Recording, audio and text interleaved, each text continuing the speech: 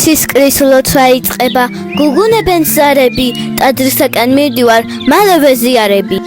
სტოა ხალხით სავსეა, მღვდლებით საკურთხეველი, ბარძიმს გამო აბრძანებს, ხელი მაკურთხეველი. პირჯვარს გადავისახავ, ხატებს გრძალვით ვემთხვევი. მაზიარებს მოძღვარი, მადლში გამოვეხვევი.